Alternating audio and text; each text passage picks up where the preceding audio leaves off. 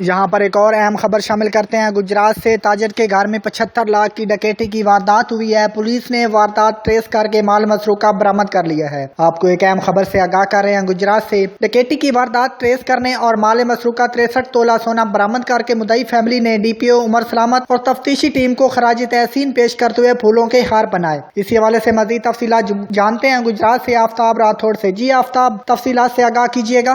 جی، گجرات تاجر کے گھر میں 75 لاکھ کی ڈکیتی، پولیس نے واردات ٹریس کر کے مال مسروقہ برآمد کر لیا۔ ڈکیتی کی واردات ٹریس کرنے اور مال مسروقہ 63 تولہ سونا برآمد کرنے پر مدعی فیملی میں ڈی پی او عمر سلامت اور تفتیشی ٹیم کو خراج تحسین پیش کرتے ہوئے پھولوں کے ہار پہنائے۔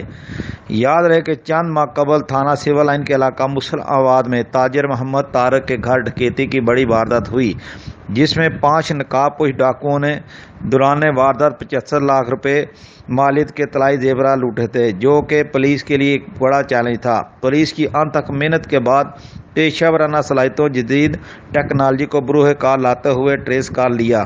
مدعی فیملی نے ڈی پی او عمر سلامت اور پولیس کے ملازمین کی کارکردگی پر اطمینان کا اظہار بھی کیا۔